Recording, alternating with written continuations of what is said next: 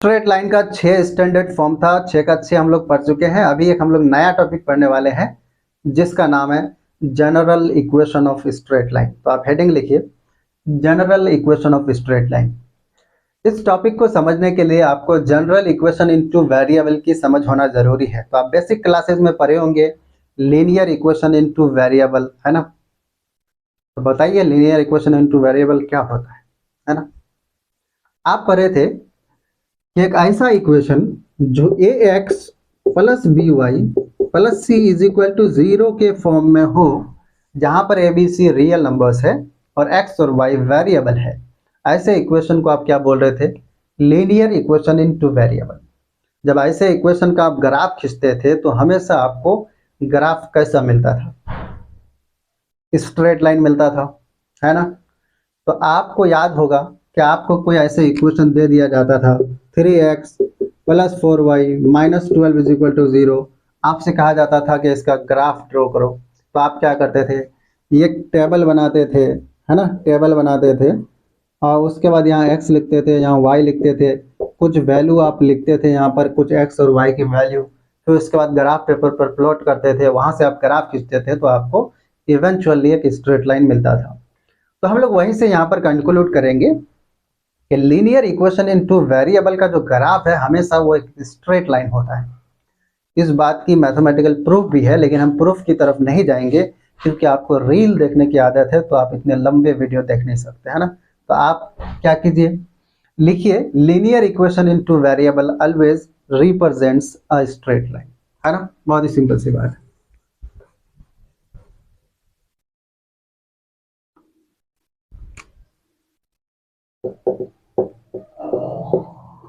Linear equation into variable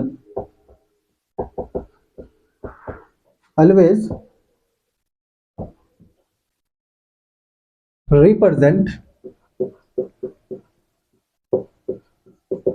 represents a straight line। ठीक है, example के लिए दो एग्जाम्पल देखो। एग्जाम्पल ये है number 1, 3x plus 4y minus 12 is equal to 0। ये लीनियर इक्वेशन इनटू वेरिएबल है x और y में, तो ये एक स्ट्रेट लाइन का इक्वेशन होगा। ठीक है, दूसरा एग्जाम्पल लेना है, ले लो। जैसे x minus 2y plus 5 is equal to 0, तो ये भी लीनियर इक्वेशन इनटू वेरिएबल है, तो ये भी एक स्ट्रेट लाइन का ही इक्वेशन है। समझ में आ गया? ठीक। अब जनरल इक्वेशन इनटू वेरिएबल हम लोग तो समझते ही हैं। अगर आपको किसी स्ट्रेट लाइन का इक्वेशन दे दिया जाए, मतलब लीनियर इक्वेशन इनटू वेरिएबल के फॉर्म में कोई भी इक्वेशन दे दिया जाए और आपसे बोला जाए कि ये स्ट्रेट लाइन का एक इक्वेशन है, तो बताइए कि उस स्ट्रेट लाइन का जो एक्स इंटरसेप्ट है या वाई इंटरसेप्ट है वो क्या होगा। या फिर आपसे पूछा जाएगा कि उस स्ट्रेट लाइन का स्लोप क्या होगा। या फिर आपसे ये भी पूछा जा सकता है कि वो स्ट्रेट लाइन ओरिजिन से कितना परपेंडिकुलर डिस्टेंस पर है, तो आप कैसे बताएंगे। उसके लिए हम लोग एक टॉपिक पढ़ेंगे जिसका नाम है reduction of general form to standard form. तो आप लिखिए reduction, reduction of general form to standard form. ठीक है, टोटल 6 स्टैंडर्ड फॉर्म है, उनमें से 3 में हम लोग क्या करेंगे, काम करेंगे। क्या मतलब हुआ, ध्यान से देखो। आपके पास कोई एक मान लो कि जनरल इक्वेशन इनटू वेरिएबल है ए x plus B Y plus C is equal to 0। ये कैपिटल सी है ना, कैपिटल सी।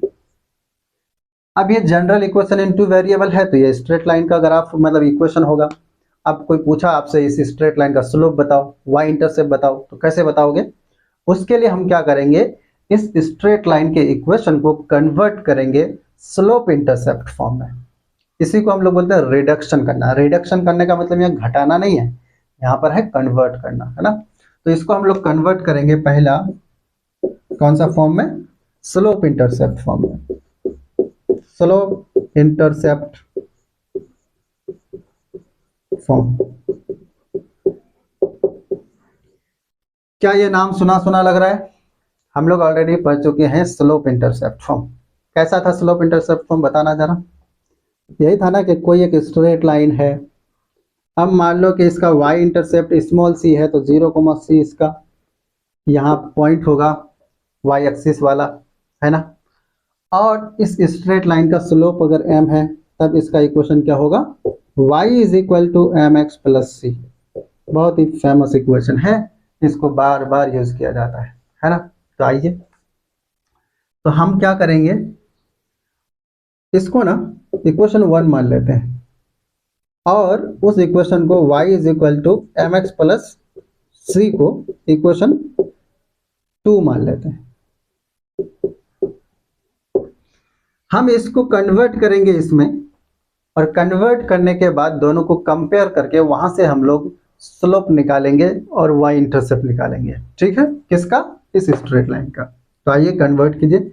अगर आपको इक्वेशन 1 को इक्वेशन 2 में कन्वर्ट करना हो, तो आपको यहाँ पर एक खास बात दिखनी चाहिए, क्या, कि इस इक्वेशन 2 में लेफ्ट साइड में सिर्फ y है, बाकी सब राइट साइड में है।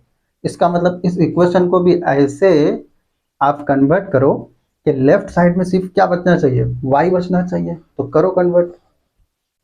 तो इसको हम कन्वर्ट करेंगे फ्रॉम इक्वेशन 1,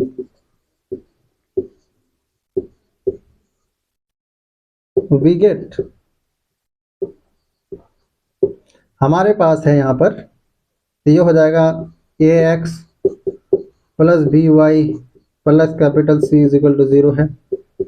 तो यहाँ से बी वाई बराबर हो जाएगा माइनस ए एक्स माइनस सी।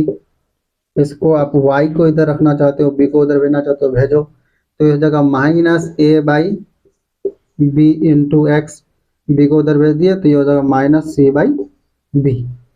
इसको अगर आप थोड़ा सा खूबसूरती से लिखना चाहते हैं तो ऐसा लिख सकते हैं, minus A by b plus of minus C by B.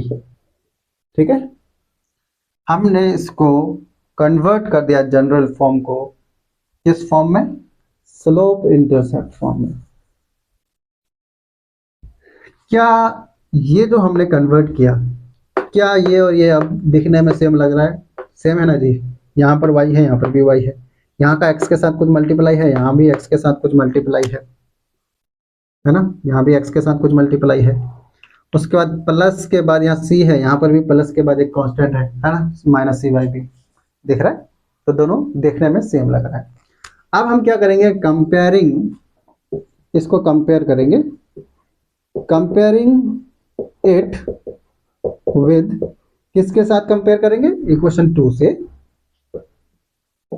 We get, जब कंपेयर करेंगे तो हमको दिखेगा x का कोफिशिएंट यहाँ माइनस ए बाई बी है, और यहाँ x का कोफिशिएंट m है। तो दोनों को बराबर कर देंगे, m बराबर हो जाएगा माइनस ए बाई बी, और यहाँ पर स्मॉल c है, यहाँ minus capital c by capital b है, तो स्मॉल c बराबर हो जाएगा minus capital c by capital b। क्या आपको समझ में आया। तो हमने ये कंपेयर करके बता दिया कि इस स्ट्रेट लाइन का, यानी A x plus B Y plus C is equal to 0, इस स्ट्रेट लाइन का स्लोप होगा माइनस ए बाई बी, और इसका वाई इंटरसेप्ट होगा minus C by B. Are you getting my point. Okay, तो आप इसको अभी याद रखिए, आगे चलते हैं। अभी क्वेश्चन बनाएंगे, है ना, क्वेश्चन बनाएंगे। उसके बाद अगला जो फॉर्म है उसका नाम है इंटरसेप्ट फॉर्म, उसी में रिडक्शन करेंगे। जल्दी जल्दी से लिखो इसको।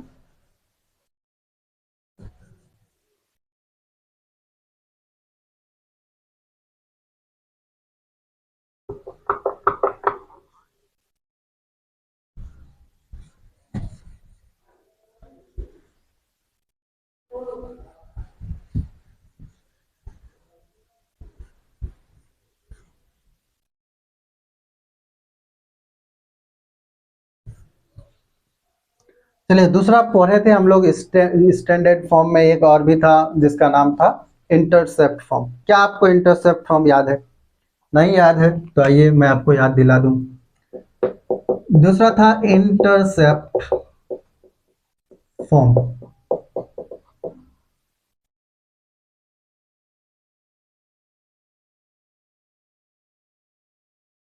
क्या है ये इंटरसेप्ट फॉर्म? हमारे पास मान लो कि कोई एक स्ट्रेट लाइन है, ठीक है, ये एक्स एक्सिस ये वाई एक्सिस, और ये इन दोनों एक्सिस को एक स्ट्रेट लाइन कट करके गुजर रहा है। एक्स एक्सिस को पॉइंट ए पर और वाई एक्सिस को पॉइंट बी पर इंटरसेक्ट किया। अब मान लो कि ये जो स्ट्रेट लाइन है इसका एक्स इंटरसेप्ट मान लो कि स्मॉल ए है, तो ये हो जाएगा पॉइंट ए कोमा 0 पॉइंट, और वाई इंटरसेप्ट मान लो स्मॉल बी है तो पॉइंट बी का कोऑर्डिनेट हो जाएगा 0 कोमा बी। ये जो खूबसूरत सा स्ट्रेट लाइन है इसका इक्वेशन होता है x by a plus y by b is equal to 1। ये आप पढ़े होंगे इंटरसेप्ट फॉर्म के नाम से, है ना। इसी में हम कन्वर्ट करने वाले हैं जनरल इक्वेशन इनटू वेरिएबल को। तो जनरल इक्वेशन इनटू वेरिएबल हमारे पास है ए x plus B Y plus C is equal to, ये कैपिटल सी है ना, इज इक्वल टू 0। इसको हम इक्वेशन 1 मान लेते हैं फिर से, ओके। और ये जो इक्वेशन है x by a plus y by b is equal to 1, इसको हम मान लेते हैं 2। X by a plus y by b is equal to 1, इसको इक्वेशन माना 2। अब ये इक्वेशन दे दिया गया और आपसे बोला गया कि बताओ कि उस स्ट्रेट लाइन का एक्स इंटरसेप्ट और वाई इंटरसेप्ट क्या होगा।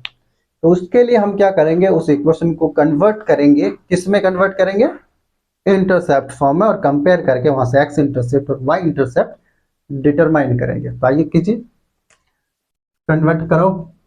इसको हम कन्वर्ट करेंगे इस फॉर्म में, कैसे होगा तो आप देखो। तो इस इक्वेशन नंबर 2 के मतलब राइट साइड में आपको क्या दिख रहा है, सिर्फ 1 दिख रहा है। अब इस इक्वेशन 1 को अगर इसमें कन्वर्ट करना हो तो हमको उसका भी राइट साइड में क्या होना चाहिए, 1 होना चाहिए। तो आइए कीजिए, हम क्या करेंगे, कन्वर्ट करेंगे। कन्वर्ट करो, तो from equation 1 we get, convert करो कैसे होगा, तो ये हो जाएगा बहुत सिंपली ये हो जाएगा A x plus B Y plus C is equal to 0। अब इस सी को हम उधर भेजेंगे, A x plus B Y is equal to minus C हो जाएगा। दोनों तरफ हम माइनस सी से डिवाइड कर देते हैं, तो minus A by C into X, और ये हो जाएगा minus B by C into Y is equal to minus C by minus C. सही है। अब इसको आप सजा करके लिखना चाहेंगे तो इसको लिखेंगे minus A by C into X plus minus B by C into Y is equal to minus C by minus C, कितना हो जाएगा कट करके 1। अब देखो यहां तक तो 1 तो आ गया, इसमें कोई दिक्कत नहीं है, हम 1 चाहते थे भी आ गया। लेकिन यहाँ x के नीचे कुछ है डिवीजन में और y के नीचे भी कुछ डिवीजन में है। यहाँ पर x के नीचे डिवीजन में कुछ है, हम लाते हैं उसको, है ना, इस फॉर्म में लाना है ना। तो x के साथ डायरेक्टली मल्टीप्लाइड में कुछ नहीं होना चाहिए कोफिशिएंट में, उसके नीचे होना चाहिए। तो करो नीचे, तो ये जाएगा x बाई, हम इसको लिख सकते हैं minus C by a plus इसको लिख सकते हैं y by minus C by b is equal to 1। ठीक है। अब इसको कंपेयर करो इससे, क्या आपको दिख रहा है सिमिलर टाइप का?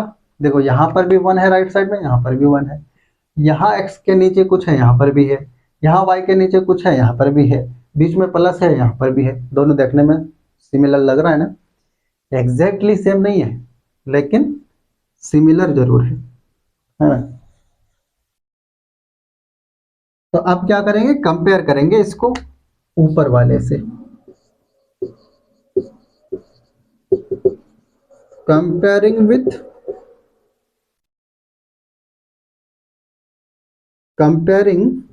It with equation 2। तो इसको ऊपर वाले से कंपेयर करेंगे। ऊपर वाले का मतलब इक्वेशन की बात हो रही है ना,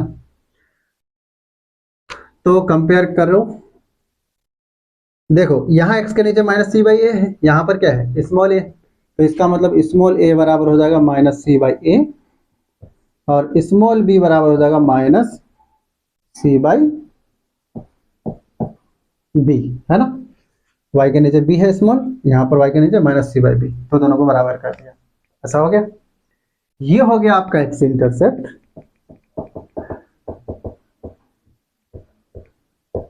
और ये हो गया आपका y इंटरसेप्ट। तो अगर कोई स्ट्रेट लाइन आपको दे दिया जाए, यानी उसका इक्वेशन दे दिया जाए इस फॉर्म में, तो उस स्ट्रेट लाइन का x इंटरसेप्ट आप डायरेक्टली लिख सकते हैं माइनस सी बाई ए, और y intercept minus C by b. क्या आपको समझ में आ गया? तो आप इस बात को याद रखिए, ठीक है। बहुत ही सिंपल है। अब ये सब हम लोग यूज करेंगे, तो आप इसको याद रखना बहुत जरूरी है। अगला फॉर्म है हमारे पास नॉर्मल फॉर्म।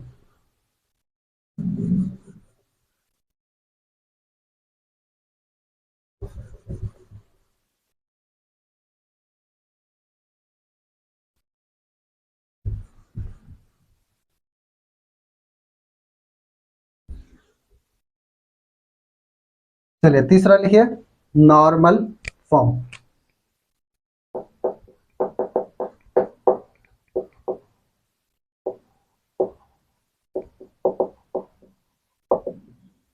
क्या था ये नॉर्मल फॉर्म, याद आ रहा है क्या? अब जनरल इक्वेशन इनटू वेरिएबल को, जो कि एक स्ट्रेट लाइन का इक्वेशन होता है, उसको हम कन्वर्ट करेंगे नॉर्मल फॉर्म में, और वहां से हम उस स्ट्रेट लाइन की परपेंडिकुलर डिस्टेंस निकालेंगे। कहां से? ओरिजिन से। और उसके साथ साथ कॉस अल्फा साइन अल्फा की भी वैल्यू निकालेंगे। कौन सा साइन और कॉस की बात हो रही है?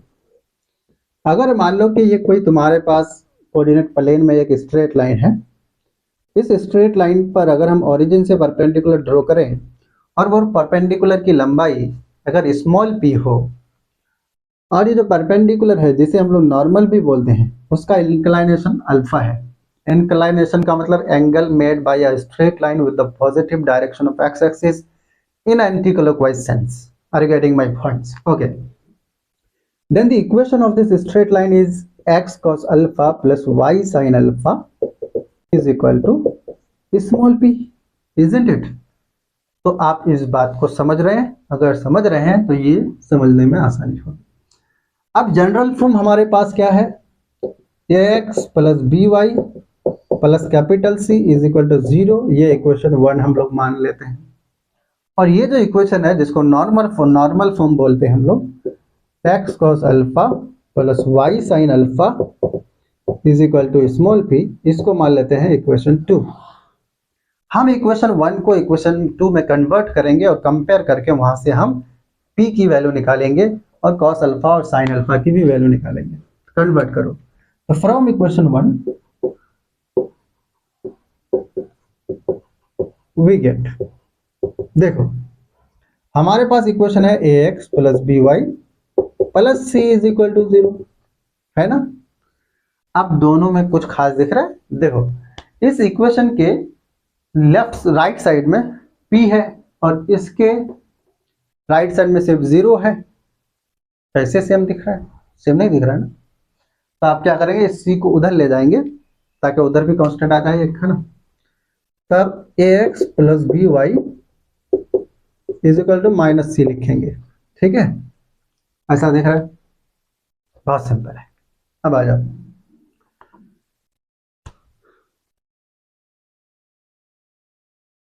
हम अभी क्या करते हैं, केस लेते हैं। अगर मान लो केस 1 है ना, case 1, if c is less than 0, c मान लो कि 0 से छोटा है। c 0 से छोटा है मतलब c नेगेटिव है। अगर c नेगेटिव है, इसका ये मतलब हुआ कि माइनस सी 0 से बड़ा होगा। माइनस सी क्या होगा? 0 से बड़ा होगा। अब यहां पर देखो हम क्या कर रहे हैं, x plus B Y minus C हमारे पास है। माइनस सी क्या है? पॉजिटिव है ना। तो हम दोनों तरफ इससे डिवाइड कर रहे हैं। ध्यान से देखो, डिवाइड कर रहे हैं x by under root A square plus B square plus b by under root A square plus B square is equal to minus C by under root A square plus B square. क्या कोई दिक्कत है? हमने क्या किया, under root ए square plus B square से दोनों तरफ डिवाइड किया।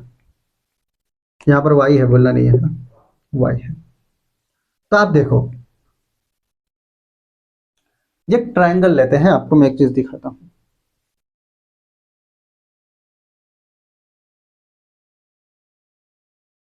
ये तो समझ में आया कि माइनस सी जो है ना 0 से बड़ा होगा, वो तो ठीक है। कोई बोलेगा आपने अंडर रूट ए स्क्वायर प्लस बी स्क्वायर से क्यों डिवाइड किया, पागल थोड़ी है, क्यों डिवाइड किया? देखो इधर, ये मान लो कि आपके पास कोई एक राइट एंगल ट्रायंगल है, ठीक है। अब इस राइट एंगल ट्रायंगल में मान लो कि ये एंगल है आपका अल्फा, ठीक है, यहां तक कोई दिक्कत नहीं। और ये जो साइड, ये जो ट्रायंगल है, इस साइड की लंबाई है मान लो कि स्मॉल ए, और इस साइड की लंबाई है स्मॉल बी, ठीक है, कोई दिक्कत नहीं। स्मॉल बी नहीं, कैपिटल ए कैपिटल बी। अब यहां से साइन निकालो, तो ये क्या होगा, हाइपोटेनस ये हो जाएगा अंडर रूट ए स्क्वायर प्लस बी स्क्वायर, है ना। तो यहां से आप निकालो, तो साइन अल्फा अगर निकालोगे तो वो आ जाएगा b by under root A square plus B square perpendicular by hypotenuse. और कॉस अल्फा अगर निकालोगे तो ये निकलेगा under root, sorry, a by under root A square plus B square, निकलेगा कि नहीं, है ना।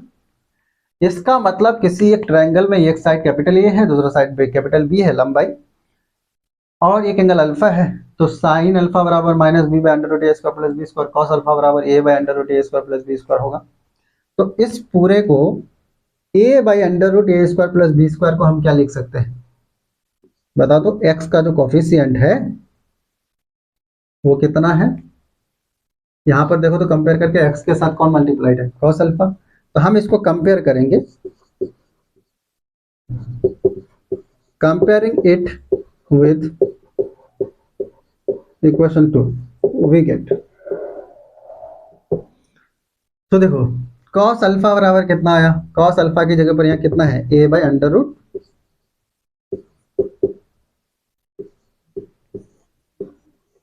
ए स्क्वायर प्लस बी स्क्वायर, और साइन अल्फा कितना है,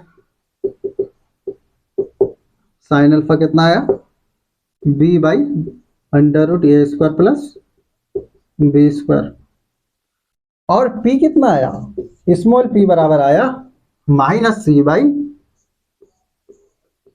अंडर रूट ए स्क्वायर प्लस बी स्क्वायर। क्या कोई दिक्कत है? ठीक है, बहुत सिंपल है, आप इसको समझो। उसके बाद आगे,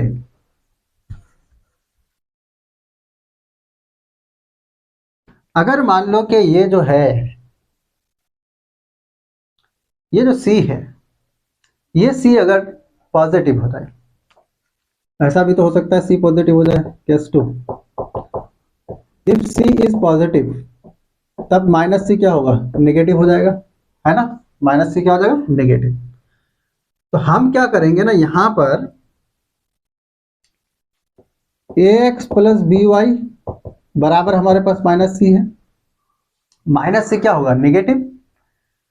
तो ये जो है ना, हम यहाँ स्मॉल पी की जगह पर, यहाँ जो स्मॉल पी है उसकी जगह पर हम जो भी लाएंगे वो पॉजिटिव नंबर होना चाहिए, क्योंकि small P actually perpendicular distance है, तो डिस्टेंस हमेशा क्या होता है, पॉजिटिव होता है। तो ये माइनस सी क्योंकि नेगेटिव है, तो हमको इधर क्या लाना पड़ेगा, पॉजिटिव लाना पड़ेगा, तो माइनस को इधर भेज देंगे, तो ये हो जाएगा माइनस ए एक्स माइनस बी वाई और बराबर सी।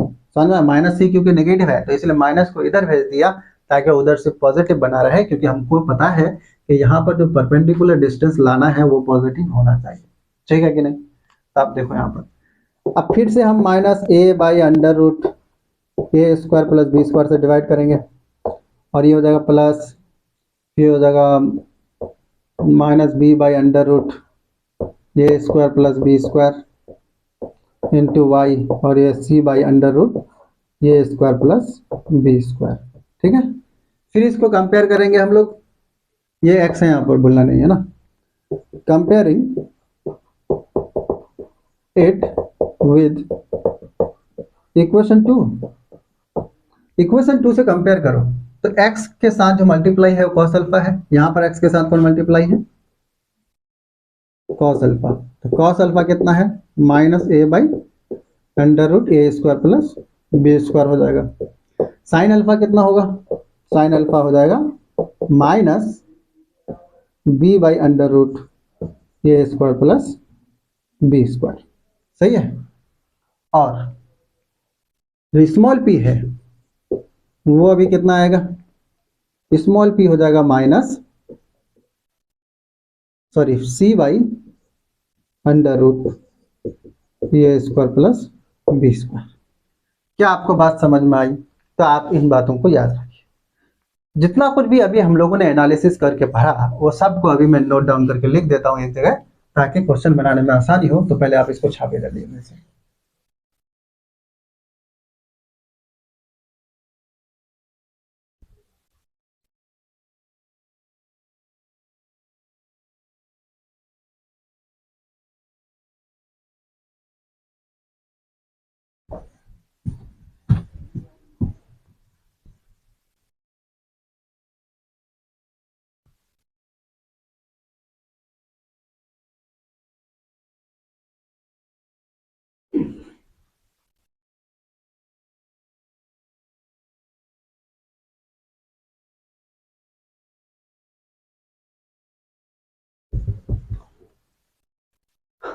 आ जाइए। अब क्या करते हैं, सभी बातों को एक जगह नोट करके लिख लेते हैं। नोट, हम लोगों ने अभी पढ़ा कि linear equation in two variable always represents a straight line. तो मान लेते हैं कि हमारे पास ये linear equation in two variable है, ए x plus B Y plus C is equal to 0। ठीक है, ऐसा है। तो नोट नंबर 1, ये स्ट्रेट लाइन को रिप्रेजेंट करेगा, तो इस स्ट्रेट लाइन का कुछ स्लोप तो होगा कि नहीं होगा। तो स्लोप क्या होगा, लिखो। स्लोप हो जाएगा, स्लोप का मतलब m, और ये कितना होगा, माइनस ए बाई बी। और y इंटरसेप्ट कितना होगा, minus capital c by b, है ना। उसके बाद दूसरा, इस स्ट्रेट लाइन का जो x इंटरसेप्ट है और y इंटरसेप्ट है वो कितना होगा,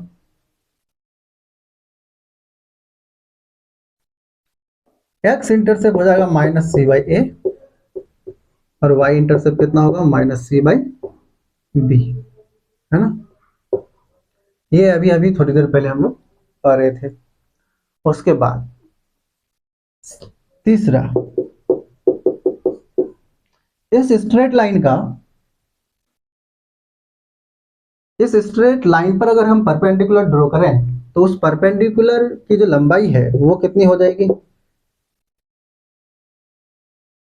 सी बाई अंडर रूट ये square plus B square.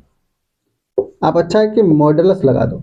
Modulus लगाने का मतलब क्या होता है, मॉडुलस का मतलब सिर्फ पॉजिटिव वैल्यू लेते हैं या फिर जीरो लेते हैं, यानी नेगेटिव साइन रहेगा तो हटा देंगे। तो सी नेगेटिव भी हो सकता है, पॉजिटिव भी हो सकता है। तो सी नेगेटिव हो गया तो ये क्वांटिटी नेगेटिव हो जाएगा, फिर डिस्टेंस तो नेगेटिव हो जाएगा, इसीलिए मॉडल्स लगाएंगे ताकि वो नेगेटिव साइन हटा दिया जाए, मॉडुलस।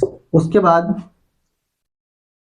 कॉस अल्फा, अगर मान लो कि नॉर्मल, जो नॉर्मल है यानी जो परपेंडिकुलर है ओरिजिन से उस स्ट्रेट लाइन पर, वो अगर अल्फा इंक्लाइनेशन रखता है तो कॉस अल्फा हो जाएगा a by under root A square plus B square. और जो साइन अल्फा है, साइन अल्फा कितना आएगा, b by under root A square plus B square. ठीक है, कोई दिक्कत है क्या, है ना। तो आप याद रखिए इसको। गुड, आगे देखो, प्लस या माइनस दोनों हो सकता है। एक्चुअली में प्लस माइनस दोनों हो सकता है, डिपेंड करेगा कि सी पॉजिटिव है कि, सी पॉजिटिव है कि नेगेटिव है ना। सी अगर पॉजिटिव हुआ तो प्लस वाला लेंगे, सी नेगेटिव हुआ तो नेगेटिव वाला लेंगे, ये हम लोग पढ़ लेंगे, है ना। आप याद रखो प्लस माइनस दोनों हो सकता है ना। चलो आगे चलते हैं क्वेश्चन पर।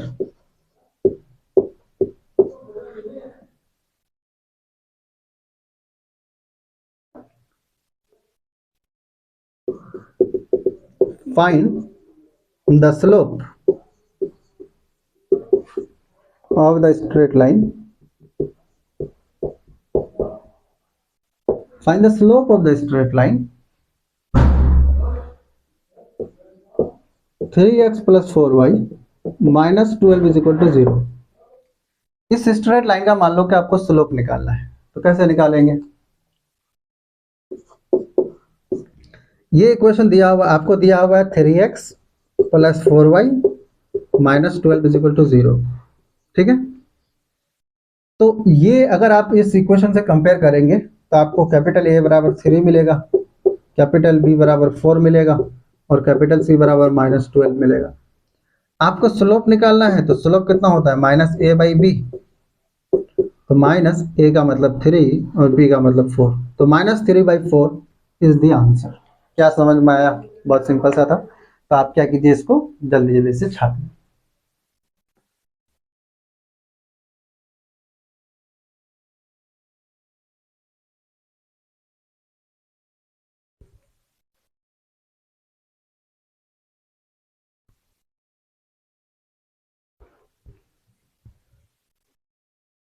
चलिए आइए देखिए,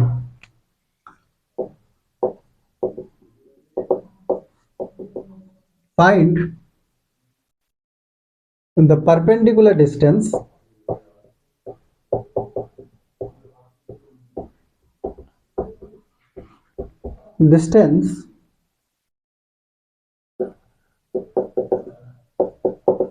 of the line 3x plus 4y plus 12 बराबर 0 फ्रॉम द ओरिजिन। बोल रहा है कि इस लाइन पर जब हम ओरिजिन से परपेंडिकुलर ड्रॉ करेंगे तो उस परपेंडिकुलर की हमें क्या बतानी है? लंबाई बतानी है। कैसे बताएंगे? तो देखो, ये स्ट्रेट लाइन है 3x plus 4y is equal to plus 12 is equal to 0। Origin से यहाँ पर हम परपेंडिकुलर ड्रॉ करेंगे, तो ये जो परपेंडिकुलर डिस्टेंस है वही बताना है, ठीक है। निकाल लेंगे, कैसे निकालेंगे? तो अभी अभी फॉर्मूला पर है, परपेंडिकुलर डिस्टेंस बराबर मॉडुलस ऑफ क्या पढ़े थे? c by under root A square plus B square. अब c पॉजिटिव हो नेगेटिव हो उससे कोई मतलब नहीं है, मॉडल्स लगा दिया। तो c कितना है? c का मतलब 12, फिर 12 by under root A square यानी 3 का स्क्वायर प्लस 4 का स्क्वायर, तो कितना हो जाएगा? 12 3 का स्क्वायर कितना? 9, 4 का स्क्वायर 16, 16 और 9 25, 25 का स्क्वायर रूट 5, तो ये 12 बाई 5।